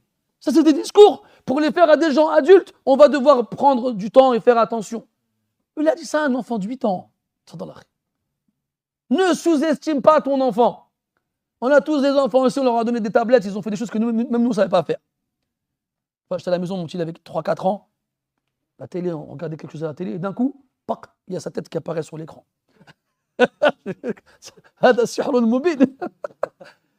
Il a réussi à connecter la tablette sur le Wi-Fi, il a réussi à connecter la tablette sur l'écran, il a mis sa tête en direct. Et il faisait coucou comme ça. Comment il a fait? Wallah l'achid. Et Zaman, lui, il est trop petit pour que je lui explique le Coran. Il est trop petit pour que je lui explique la Sunna. Alors qu'il sait, encore un peu, il peut poser un CV chez Samsung pour être ingénieur chez eux. Ajib, wallah. Il ne faut pas sous-estimer les enfants. Ça, c'est un tawfiq min Allah Azza wa Jal. Allah, s'il veut, il fait comprendre à un enfant quelque chose que toi, tu ne comprends pas. وَرُبَّ حَامِلِ فِقْهٍ أَوْعَى مِنْ فَقِيهٍ. Et il est possible que quelqu'un à qui tu donnes une science, il la comprenne mieux que celui qui lui a donné. Muhim. Fatima radiallahu anha a grandi dans cet environnement-là. Une maison où la vie elle est modeste. Alhamdoulilah, il manque de rien. Ils ne vont pas dans l'excès. Ils ont juste ce qu'il leur faut pour vivre. Avec un père qui lui apprend le tawhid, qui lui apprend al-amal salih, qui lui apprend à jamais se reposer sur qui que ce soit. Si Fatima ne peut pas se reposer sur son père, elle se reposera sur personne. Sur personne. Et là, quelques années plus tard, Quraysh s'en prennent au prophète alayhi salatu wassalam. والخبر مشهور ومعروف رواه مسلم والنسائي والبزار عن ابن مسعود رضي الله عنه يقول بينما رسول الله صلى الله عليه وسلم يصلي عند البيت وأبو جهل وأصحاب له جلوس وقد نحرت جزور بالأمس فقال أبو جهل أيكم يقوم إلى سلا جزور بني فلان فيأخذه فيضعه في كتفي محمد إذا سجد فانبعث أشقى القوم فأخذه فلما سجد النبي صلى الله عليه وسلم وضعه بين كتفيه قال فاستضحكوا وجعل بعضهم يميل على بعض وأنا قائم أنظر لو كانت لي منعة طرحته عن ظهر رسول الله صلى الله عليه وسلم. يعني العجب، ابن مسعود قائم ينظر وعاجز عن نصرة النبي صلى الله عليه وسلم. في رواية يقول وأنا قائم لا أستطيع أن أتكلم ليس عندي عشرة تمنعني فأنا أرهب. لا يستطيع. فهم يضحكون ويقول ابن مسعود رضي الله عنه والنبي صلى الله عليه وسلم ساجد ما يرفع رأسه حتى انطلق إنسان فأخبر فاطمة وهي جويرية حتى انطلق إنسان. وفي رواية يقول أنه ذلك الإنسان يقول إذ سمعت فاطمة بنت رسول الله صلى الله عليه وسلم فأقبلت لا يقول فأخبرت فاطمة رضي الله عنها وهي جارية فجاءت تسعى فأخذته من ظهره. نعود إلى رواية مسلم ثم أقبلت عليهم تشتمهم فلم يرجعوا إليها شيئا. سبحان الله.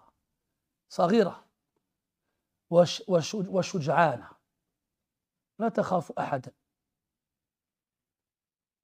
اقتحمت القوم والناس حول النبي صلى الله عليه وسلم وقوف ينظرون ورغبتهم الشديدة في ذلك الوقت أن يبادروا إلى نصرة النبي صلى الله عليه وسلم، لكنهم يعلمون أنه لو تجرأ أحدهم على ذلك لقامت قريش كقيام رجل واحد ولا أرسلوا عليه خيلهم وراجلهم.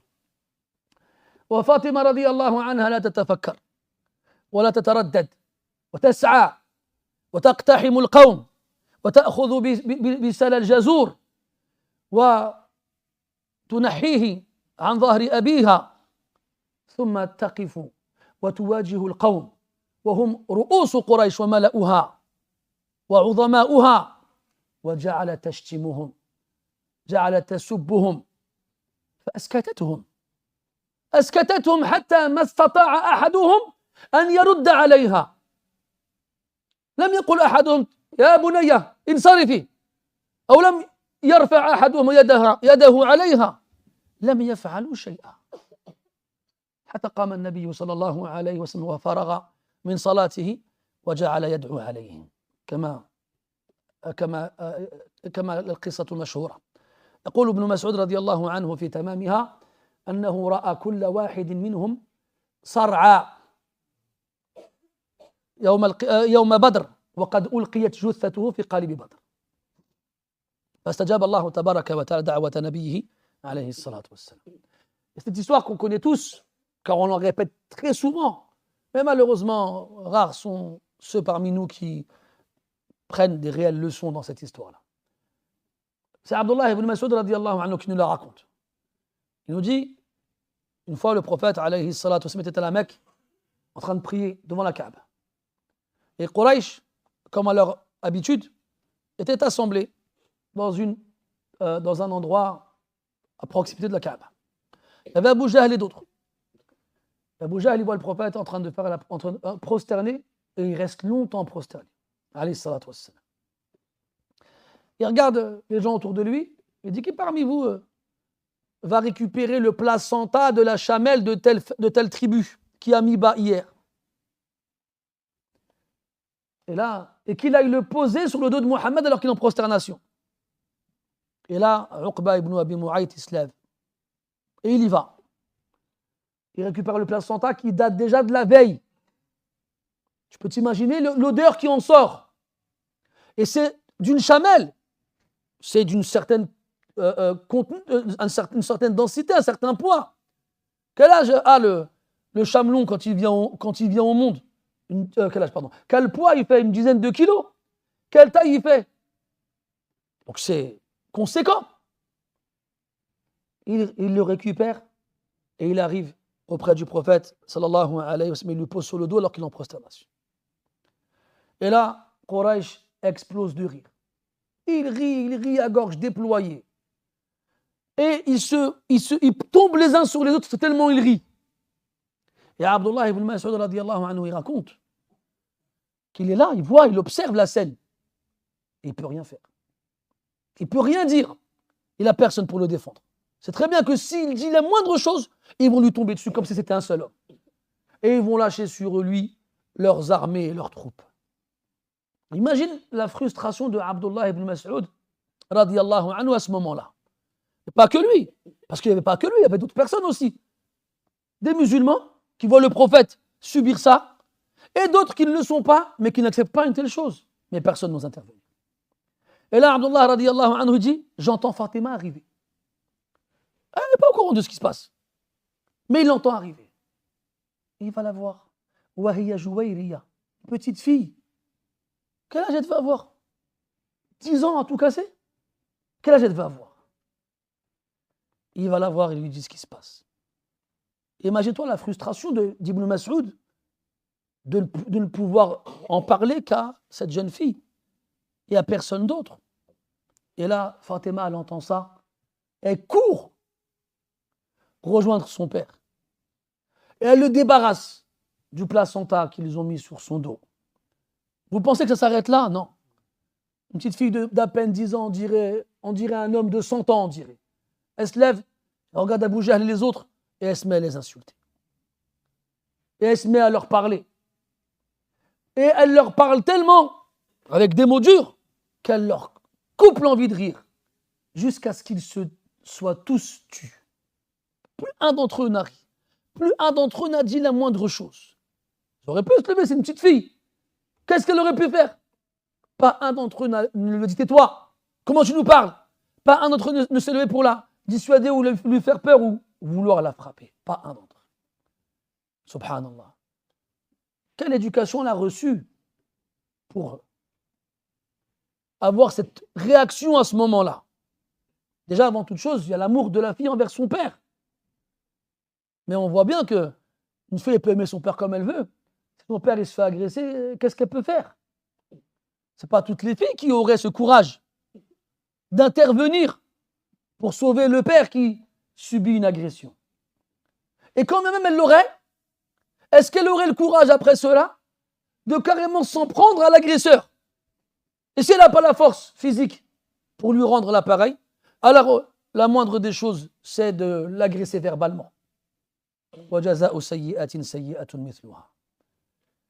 Quelle fille d'à peine 10 ans ferait une chose pareille? Laquelle? Le prophète sallallahu alayhi wa sallam finit sa prière, puis il se lève, il regarde Quraysh, et il lève les mains, et il pointe chacun d'entre eux du doigt en le nommant. Allahumma alayka bi Abi Jahl, Allahumma alayka bi Umayya ibn Khalaf, Allahumma alayka bi Uqba, Allahumma alayka, il les cite les uns après les autres. Et là, chaque fois qu'il pointe le doigt sur l'un d'entre eux en le nommant, c'est comme s'il était en train de le tuer au même instant. Ya Allah, venge-moi de ces personnes-là. Quelques années plus tard, Abdullah ibn Mas'ud radiyallahu anhu dit, j'ai vu leurs cadavres les cadavres de tous ceux que le prophète avait nommés, jetés dans une fosse après la bataille de Badr. Jetés dans une fosse après la bataille de Badr. المهم هذا الموقف يبين لنا بجلاء شجاعة ورباطة جأش هذه الجويرية كما وصفها عبد الله بن مسعود رضي الله عنهما. ولك أن تتخيل كيف أصبحت هذه الجويرية امرأة بعدما كانت هكذا وهي في سن الطفولة. Et tu as vu à travers cette histoire comment Fatima radiyallahu anha était déjà douée d'une fermeté et d'un courage que beaucoup d'hommes n'ont pas aujourd'hui et même avant et même après. Et tu peux t'imaginer aussi, si elle était comme ça alors qu'elle avait à peine 10 ans, quelle femme elle est devenue par la suite? Quelle femme elle est devenue par la suite? ثم أذن الله تبارك وتعالى لنبيه صلى الله عليه وسلم وأصحابه بالهجرة. وعلمتم كيف هاجر النبي صلى الله عليه وسلم إلى المدينة، وكان مضطرا إلى ترك أهله بمكة، فلم يرسل أحدا إليهن لأخذهن إليه بالمدينة إلا بعدما استقر بالمدينة بأيام.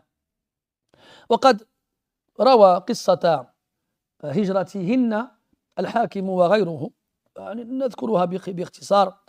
قالت عائشة رضي الله عنها: لما هاجر رسول الله صلى الله عليه وسلم إلى المدينة خلفنا وخلف بناته، فلما قدم المدينة بعث إلينا زيد بن حارثة وبعث معه أبا رافع مولاه، وأعطاهم بعيرين و500 درهم أخذها رسول الله صلى الله عليه وسلم في المدينة من أبي بكر يشتريان بها ما يحتاجان إليه من الظهر.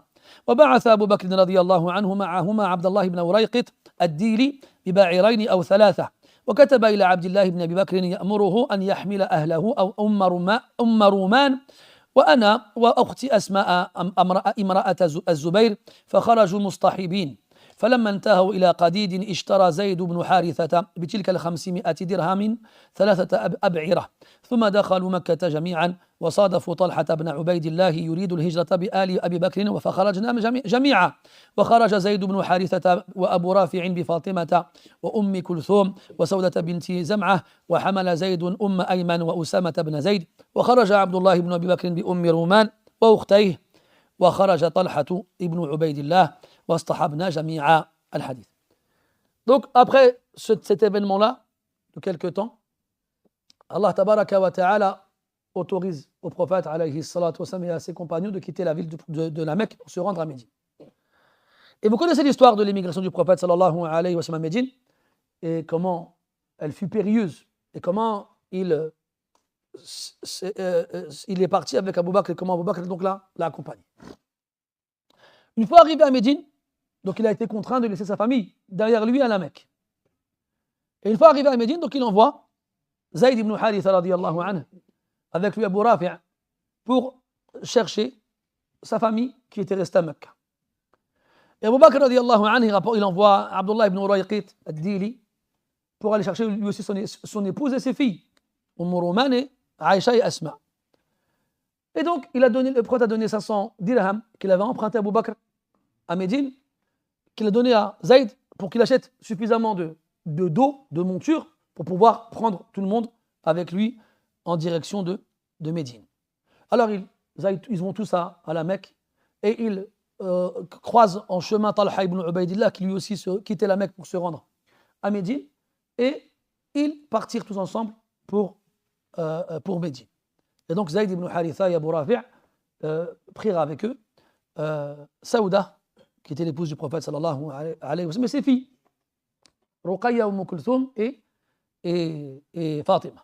Car on avait vu ensemble que Zaynab ne les avait pas suivis car elle était mariée à Abu al-As ibn al-Rabi' et qu'il ne l'a pas laissé rejoindre son père à ce moment-là.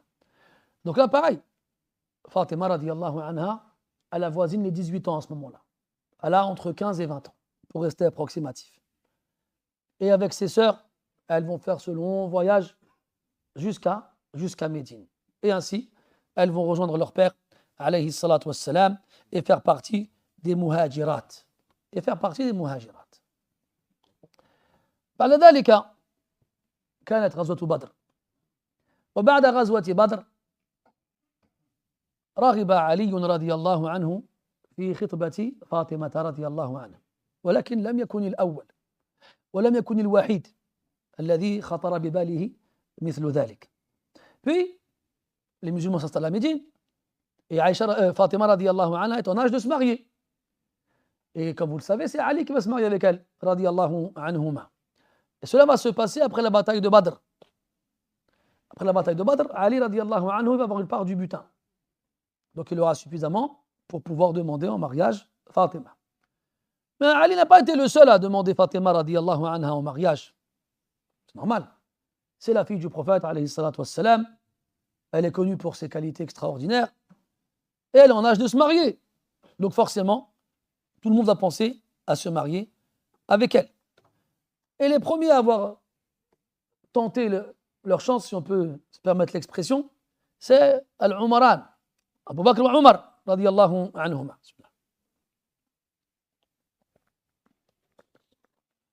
فقد جاء في حديث رواه الحاكم وغيره كالطبراني والبزار وما أشبه ذلك وغيرهم عفوا أن عمر رضي الله عنه أتى أبا بكر رضي الله عنه فقال يا أبا بكر ما يمنعك أن تزوج فاطمة بنت رسول الله صلى الله عليه وسلم فقال أبو بكر لا يزوجني فقال عمر إذا لم يزوجك فمن يزوج وإنك من أكرم الناس إليه وأقدمهم في الإسلام قال فانطلق أبو بكر رحمه الله ورضي عنه إلى بيت عائشة رضي الله عنها فقال يا عائشة إذا رأيت من رسول الله صلى الله عليه وسلم طيب نفس وإقبالا عليك فاذكري له أني ذكرت فاطمة فلعل الله عز وجل أن ييسرها لي قال فجاء رسول الله صلى الله عليه وسلم فرأت منه طيب نفس وإقبالا. تعلموا يا أيها الراغبون في الزواج إذا أردتم أن تخطبوا بنات الناس التمسوا لهم طيب النفس والإقبال.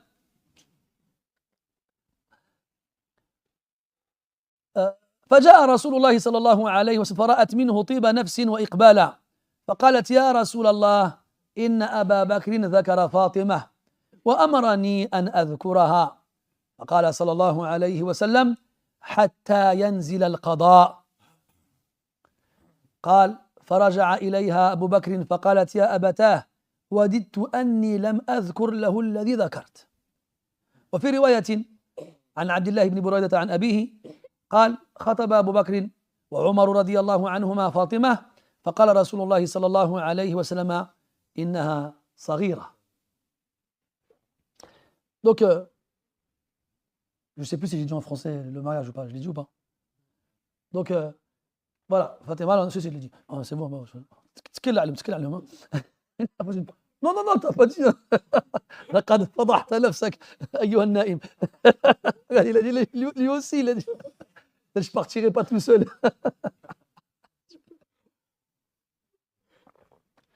Donc Fatima radiallahu anha, on s'intéresse à elle, on veut se marier avec elle.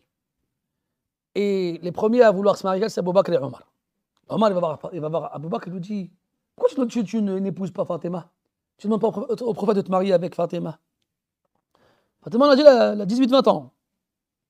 Abu Bakr, il a quel âge là? 30 ans de plus. 30 ans de plus. Dira اليوم ديرها va le faire toi aujourd'hui.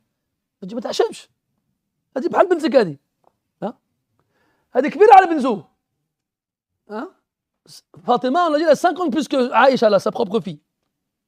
مهم ça une mentalité qui est morte hein, si morade خليهم المهم Abu Bakr radiallahu anhu dit il ne me mariera pas avec elle. Omar dit pourquoi? Il dit tu fais partie des gens qui l'aiment le plus et tu es le premier à être entré dans l'islam. Vas-y. Abu Bakr dit d'accord. Il va voir Aïcha radiallahu anha, sa fille, qui est l'épouse du prophète, il lui dit, écoute bien ce qu'il lui dit.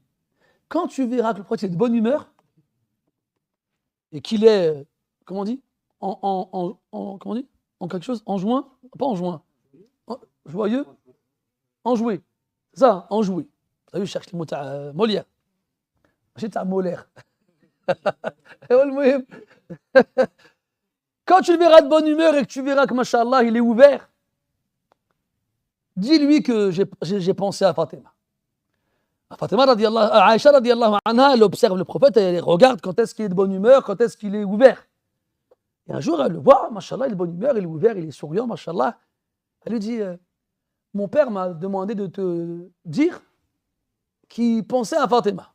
Ça suffit, c'est pas la peine d'en dire plus. Après, tu lui réponds dans ton sec, Hatta yanzil al-qada. Juste tant que le jugement ne sera pas descendu. Il parle de quoi là? Le wahi. Révélation. Et là, Aïcha radiallahu anha, elle comprend à travers cette réponse que c'était déplacé. Abu Bakr, il revient. Il dit alors, il a dit quoi? Elle a dit, j'aurais souhaité ne pas lui dire ce que tu m'as dit. Elle lui fait comprendre qu'il l'a mise dans une situation complexe. Dans une version du hadith, on nous dit que le prophète il s'est excusé en disant que Fatima était trop jeune pour Abu Bakr. Et mes chers frères qui voulaient vous marier, arrêtez de faire n'importe quoi. Hein? Tu vas voir le hajj à la mosquée. Ouais, le hajj. Moi, je me le sais que moujouda ou là là. Il avait dit le machtiège. L'approche, elle est importante. L'approche. Tu vas le voir, tu dis, moi, je rime tu lui ramène-lui à boire. Tu dis, il y a de la poussière. Hein? Je veux le shtaba, stop. Là-bas, tu regardes ses chaussures, il les pose où? Dès qu'il sort, tu mets un coup dessus avant. Si tu laisses sa voiture, attends, le bab. Gentleman. معاه دابا الاول ماشي مع بنته الاولى. Bref, le papa il va dire تبارك الله على السيد هذا ما شاء الله مليح. Il va dire il est bien celui-là. Et ben là quand il va porter comme ça, il dit الحاج tu le vois il va à la boulangerie. Cours. الحاج tu veux combien de baguettes? شحال تخبز tu veux 2 10 20 هاك على حسابي غير ما تخممش. ما شاء الله هذا ما شاء الله. Tu dois aller quelque part نوصلك tu vois. هذا intelligent celui-là. Et le jour, il va même pas lui dire, il dit, j'aurais bien voulu me marier, tu vois? Aware. Smart people. Il dit, j'aurais bien voulu me marier, mais fais des doigts pour moi, je trouve personne. Il fait, tu savais qu'il a Bensou, tu sais, tu es au courant. J'ai dit, c'est pas, tu vois, le Hajj, ta fille, il y a moyen? Je parle avec un mec, c'est tu parles avec ton futur beau-père là. العجب هذا والله. Non. Regarde comment Abu Bakr l'a dit à Aïcha. Quand tu vois il est de bonne humeur, quand tu vois il a l'air ouvert, vas-y. Et Abu Bakr il passe par sa fille, qui est l'épouse du prophète sallam. Passe par ta mère. Achète un cadeau, donne-lui, donne-le à sa mère. Donne un cadeau à ta mère déjà, hein, quand même si elle est là. Et tu donnes un cadeau, tu dis avec الوالدة سيري عندها الأمراض, tu dis un cadeau. تعرفي عليها. عرضي عليها الدار. Fais-lui du atay. Mets-la bien. Oui, mets-la bien. Et puis voilà. C'est comme ça que les choses vont se faire facilement, Inch'Allah ta'ala. Ou bien on va voir quelqu'un qui est bien vu de cette famille-là. Ishfa'u, tu'jaru. Voilà qu'elle nous fait n'importe quoi. On parle avec elle sur WhatsApp pendant 6 semaines minimum. Vous savez, quand la flèche empoisonnée, elle a bien détruit ton cœur, tu vas la demander en mariage, comme un lascar de la cité. Quand son père il te dit, tu vas voir l'imam, tu dis, est-ce qu'il y a pas moyen de se marier sans le papa? N'importe quoi. Et à la fin, game over. À la fin, tu te mets tout le monde à dos, tu te maries rarement ou fihim, sans respecter personne. Et 3 mois plus tard, tu dis quoi finalement? N'importe quoi. Wallah, mes frères, il ne faut pas jouer avec les familles des gens comme ça. Il ne faut pas jouer avec les filles des gens comme ça. Et c'est l'honneur, c'est la famille, c'est sacré, mes frères. Quand vous faites, on fera avec vous. Aujourd'hui, vous êtes jeune, vous avez 20 ans, vous n'avez pas d'enfants, vous n'avez rien. Mais demain, Inch'Allah, vous allez finir par vous marier. Et vous allez finir par avoir des enfants. Et vos enfants, ils vont arriver à un âge où on va les demander en mariage aussi. Et vous ne voulez pas, vous, qu'à ce moment-là, quand vous vous marierez vos filles, qui mengolo, Troloch min bab kbir, hein, elles passent par l'entrée principale, ou tu veux qu'elles s'ouvrent par la fenêtre de derrière. C'est toi qui vois. Comme tu as fait aux gens, les gens te feront. Donc le prophète dit à Abu Bakr radiyallahu anhu innaha saghira hatta yanzil al-qada. فقال فلقي أبو بكر عمر رضي الله عنهما فذكر أبو بكر لعمر ما أخبرته عائشة فانطلق عمر إلى حفصة فقال يا حفصة إذا رأيت من رسول الله صلى الله عليه وسلم طيب نفس وإقبالا فاذكريني له واذكري فاطمة لعل الله أن ييسرها لي قال فلقي رسول الله صلى الله عليه وسلم حفصة فرأت طيب نفس ورأت منه إقبالا فذكرت له فاطمة رضي الله عنها فقال حتى ينزل القضاء فلقي عمر حفصة فقالت له يا أبتاه وددت أني لم أكن ذكرت له شيئا. Omar radiallahu anhu, il rencontre Abu Bakr. Il dit alors, qu'est-ce qui s'est passé? Abu Bakr dit, c'est pas possible. Omar dit, oh mince. Puis il va la demander, il va voir Hafsa. Il va voir Hafsa, il lui dit, quand tu verras il est de bonne humeur et qu'il est ouvert, dis-lui que je pense à Fatima. Peut-être qu'Allah va la faciliter pour moi. Hafsa est d'accord. Pareil, elle attend de voir de lui qu'il est de bonne humeur et qu'il est ouvert à la discussion et tout ça. Puis, elle fait comme Aïcha, elle lui parle de son père. Et après, tu dis la même chose. Hatta yanzil al-qada. Tu bois un peu d'eau. Tiens. Tu veux pas? Ça va? Ah. Et il lui dit Hatta yanzil al-qada. Jusqu'à ce que la décision descende, il y a la révélation. Et dans la version tout à l'heure de Bouraïda, elle est trop jeune. Alors Omar il va voir Hafsa. Alors, elle lui dit, j'aurais souhaité ne pas lui dire ce que tu m'as dit. Mais les Sahaba radiyallahu anhum يحبون لإخوانهم ما يحبون لأنفسهم. فلما رأى عمر أن الباب قد أغلق في وجهه لم يحمل في نفسه تجاه الرسول ولا تجاه فاطمة ولا تجاه ابنته حفصة شيئا بل انصرف مسرعا إلى علي يقترح عليه أن يتزوج فاطمة. Les Sahaba radiyallahu anhum ne sont pas comme nous, ne sont pas envieux, ne sont pas rancuniers, ne sont pas jaloux. Ils aiment pour leurs frères ce qu'ils aiment pour eux-mêmes. Quand Omar a compris que la porte était fermée, il n'a rien gardé dans sa poitrine vis-à-vis de qui que ce soit. Ni le prophète, ni Aïcha, ni Hafsa, ni qui que ce soit. Et il a été voir Ali très vite. Il a compris que c'était que Ali qui pouvait y arriver. Et il lui a donc proposé d'aller demander Fatima en mariage. فانطلق عمر رضي الله عنه إلى علي بن أبي طالب رضي الله عنه فقال ما يمنعك من فاطمة؟ فقال علي رضي الله عنه أخشى ألا يزوجني. فقال عمر فإن لم يزوجك فمن يزوج وأنت أقرب خلق الله إليه. فانطلق علي إلى رسول الله صلى الله عليه وسلم ولم يكن له مثل عائشة ولا مثل حفصة.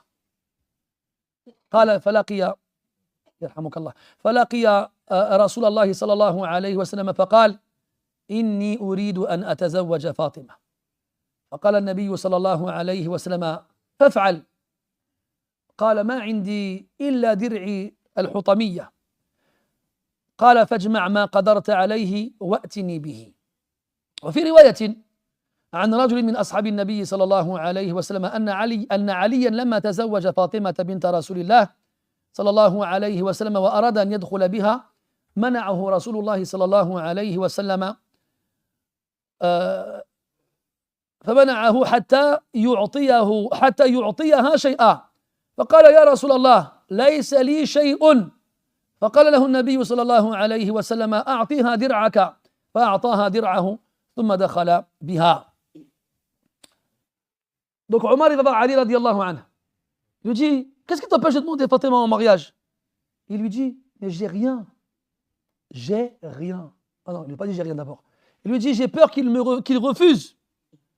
Alors Omar lui dit quoi?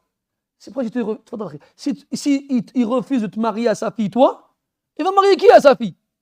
Alors que tu es la personne qui lui est le plus proche dans toute la création, et par rapport aux autres. Alors Ali radiallahu anhu prend son courage à deux mains, il va voir le prophète sallallahu alayhi wa sallam, parce qu'il n'est pas une fille qu'il aurait pu envoyer au prophète comme Abu Bakr et Omar ils ont fait avec leurs filles respectives. Il va voir le prophète sallallahu alayhi wa sallam et il lui demande de le marier à sa fille Fatima radiallahu anha. Le prophète sallallahu alayhi wa sallam dit d'accord, qu'est-ce que tu vas lui donner? À la bout. Et là, Ali lui dit j'ai rien. Il dit obligé, il faut que tu donnes quelque chose. Qu'est-ce que tu as fait de ta cuirasse que tu portais pendant la bataille de Badr? Ah, j'ai toujours. Donne-lui. Donne-lui. Ça aussi, mes frères, c'est important. C'est pas t'es chez papa, maman. Ton compte en banque, il est dans le négatif. Tu fais rien dans la vie. Gales, Fdar, Wakel Sharab. Ni il travaille. Il rentre chez lui, il a 22 ans, il dit à sa mère, et on mange quoi? Et lui, là, il va voir quelqu'un pour qu'on le marie à sa fille. Mes frères, un peu de sérieux, s'il vous plaît. Un peu de sérieux. Tu vas la mettre où dans ta chambre? Avec tes frères? Eh, poussez-vous. Un peu de sérieux, s'il vous plaît. Alors, soyez sérieux et soyez préparés quand vous voulez vous marier avec les filles des gens. Faites les choses bien et vous verrez, bi'idhnillah, qu'on ne vous refusera pas. Mais si vous faites n'importe quoi et qu'en plus de ça, vous vous présentez sans rien avoir préparé, sans rien avoir de concret et de sérieux, vous n'étonnez pas si les portes se ferment à vos visages, devant vos visages, pardon. Alors, Ali radiallahu anhu, il lui donne sa cuirasse. Bon, bien sûr, quand on dit la cuirasse, il a vendu, il lui a donné la somme. قال فأتى باثنتي عشرة أوقية 480 فأتى بها رسول الله صلى الله عليه وسلم فزوجه فاطمة رضي الله عنها فقبض 3 قبضات فدفعها إلى أم أيمن فقال اجعلي منها قبضة في الطيب أحسبه قال والباقي فيما يصلح المرأة من المتاع فلما فرغت من الجهاز وأدخلتهم بيتا قال يا علي لا تحدثن إلى أهلك شيئا حتى آتيك فأتاهم رسول الله صلى الله عليه وسلم فإذا فاطمة متقنعة وعلي قاعد وأم أيمن في البيت فقال يا أم أيمن إيتني بقدح من ماء فأتته بقعب فيه ماء فشرب منه ثم مج فيه ثم ناوله فاطمة فشربت وأخذ منه فضرب جبينها وبين كتفيها وصدرها ثم دفعه إلى علي فقال يا علي اشرب ثم أخذ منه فضرب به جبينه وبين كتفيه ثم قال أهل بيتي فأذهب عنهم الرجس وطهرهم تطهيرا فخرج رسول الله صلى الله عليه وسلم وأم أيمن وقال يا علي أهلك. Puis Ali radiallahu anhu, il vend la cuirasse et il donne l'argent au prophète alayhi salatu wassalam. Quand il prend dans l'argent, 3 poignées qu'il donne à Ayman radiallahu anha pour qu'elle achète avec du parfum et de quoi préparer Fatima pour le mariage. On appelle ça le jihaz. Et ça, chez nous, quand je parle de chez nous, je parle des musulmans d'Afrique du Nord et d'Afrique centrale, et sûrement les musulmans des autres pays aussi. Traditionnellement, c'est comme ça. Quand tu épouses une femme, eh bien, avant de quitter chez elle, on lui prépare un set, je ne sais pas comment on peut appeler ça, un trousseau, barakallahu fik, avec des robes, avec des serviettes, avec des couvertures, avec des bijoux, il a akhiri. Mais pas de chez elle, juste avec un sac à dos Quechua, et une paire de Artango. ما تحشموش والله. قال لك je l'épouse pour un euro symbolique. N'importe quoi. Non, mes frères, wallah, je vous dis ça sérieusement. Arrêtez de faire n'importe quoi avec les filles des gens. Tu viens et tu Non, mais les traditions, c'est pas la sunna. Ah bon? C'est quoi ça alors là? C'est pas la sunna? Voilà que nos parents et nos traditions sont plus proches de la sunna que ce que vous prétendez faire vous. Que c'est rien de la sunna et vous osez dire c'est pas la sunna. Vous avez vu ça où? Où vous avez vu ça? Regarde ce qu'il a dit النبي صلى الله عليه وسلم علي رضي الله عنه وعن بريدة قال فلما كان بعدما زوجه قال يا علي إنه لا بد للعروس من وليمة. Quand Rasoul il a marié Ali à Fatima, il lui a dit il y a obligatoirement dans chaque mariage il y a un repas. Tu lui achètes une barquette de frites à côté là, sans la mayonnaise en plus. Mais t'as moche. C'est leur mère et leur tante et leur sœur et leur cousine, elles ont eu droit, machallah, des repas de roi. Tout le monde était invité. Tout le monde était habillé comme jamais. Toute référence est purement fortuite.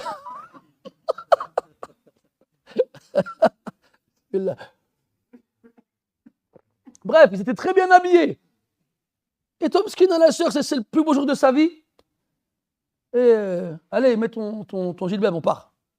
J'ai pas le droit de gâteau? Non, pas de gâteau. J'ai pas le droit à un gigot? Pas de gigot. J'ai pas le droit à un cadeau? Pas de cadeau. Rien. J'ai droit à quoi? Une maison comme à côté du caniveau, pour rester dans la rime en haut. C'est quoi ça, mes frères? C'est quoi ça? C'est la sunna, mes frères.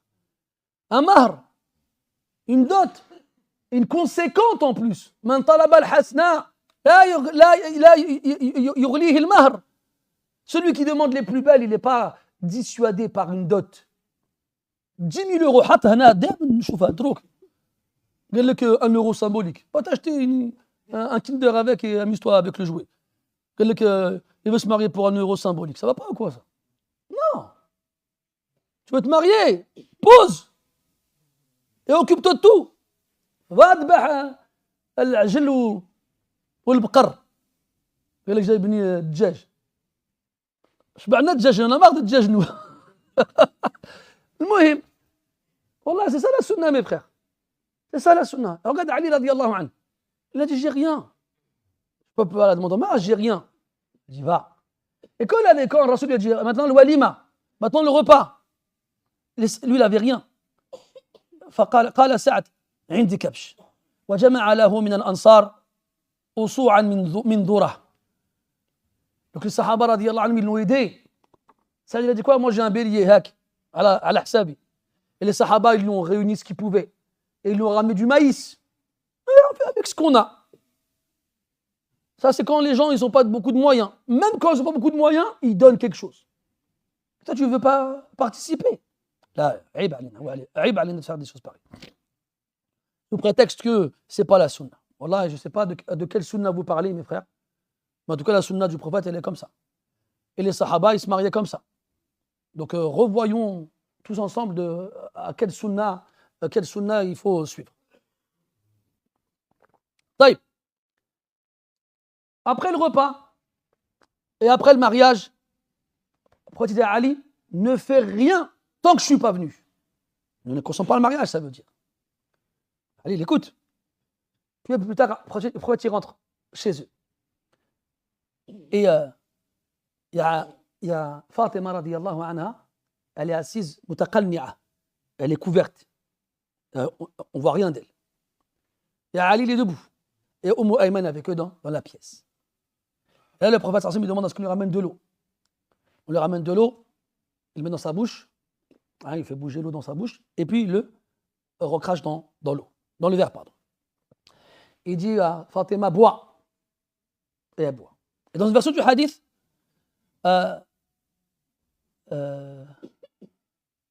فينيا نعم الرسول جاء أم أيمن ادعي لي فاطمة قالت فجاء التعثر من الحياء متقنعة تعثر يعني تكاد تسقط تكبو من الحياء. Dans une version du hadith, Fatima radiallahu anha, elle est assise, couverte, et après tu l'appelles, il dit viens, et elle se lève, et presque elle va tomber, tellement elle a honte, tellement elle éprouve de la pudeur à ce moment-là. شوف الحياء تاع البنات. Regarde la pudeur des femmes, des filles avant. Sa nuit de noces, elle est couverte, elle n'ose même pas regarder son père. couverte, pardon, la tête pour pas que ses yeux croisent ceux de son père. C'est le mariage. Et tout ce que ça entraîne comme intimité. Une femme pure et comment dirais-je, et bien éduquée, à ce moment-là, elle va ressentir une pudeur vis-à-vis de son père qu'elle n'a jamais ressentie auparavant. Et Rachel lui demande de venir. Et elle se lève, et tellement la honte, presque elle trébuche, presque elle n'arrive pas à mettre un pied devant l'autre.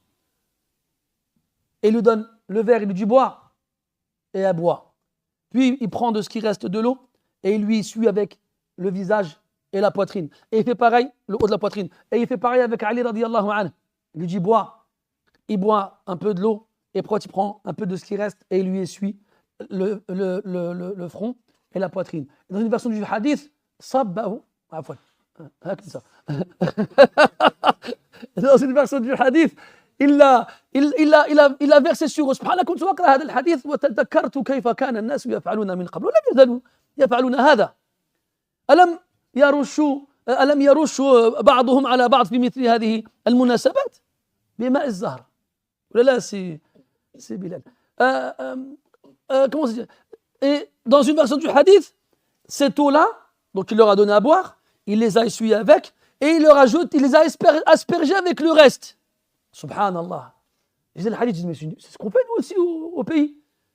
Quand il y a les mariés, ils ont des récipients, ils mettent généralement de l'eau de fleurs d'oranger, de fleurs, ce que tu veux, et puis ils s'aspergent les uns les autres. Et nous avant, Allah musta'an, bida. Hein? Ils ne suivent pas la sunna. Hein? Ah, subhanallah. Qabbaha Allahu al-jahl wal-jahilin. Et donc, à la fin, le Nabi sallallahu alayhi wa sallam, il a fait dua pour eux. قال اللهم بارك فيهما وبارك لهما في بنائهما وفي رواية قال اللهم بارك فيهما وبارك عليهما وبارك لهما في نسلهما. Puis il a fait dua pour eux en demandant à Allah pour eux la bénédiction ainsi que pour dans leur mariage ainsi que pour leur descendance. وللحديث بقية نؤجله إلى الدرس المقبل إن قدر الله البقاء واللقاء. نسأل الله تعالى أن يعين كل الآباء على تربية أبنائهم وبناتهم تربية حسنة موافقة لتربية النبي صلى الله عليه وسلم لأولاده وبناته. ونسأل الله تبارك وتعالى لكل أب له ابنة أن يعينه على تزويجها برجل صالح. ونسأل الله تبارك وتعالى لكل رجل عازب بيننا يرغب في الزواج أن يوفقه للزواج بامرأة صالحة وأن يوفق الآباء أصحاب البنات التي في سن الزواج أن يجعلوا بين هؤلاء الرجال الصالحين وهذه البنات علاقة وطيدة صالحة وأن يعينهم على الزواج على سنة النبي عليه الصلاة والسلام. اللهم اجعلنا من الذين يستمعون القول فيتبعون أحسنه أولئك الذين هداهم الله وأولئك هم أولو الألباب. سبحانك اللهم وبحمدك نشهد أن لا إله إلا أنت نستغفرك ونتوب إليك وصلى الله على نبينا محمد وعلى آله وصحبه وسلم والحمد لله رب العالمين وبارك الله فيكم.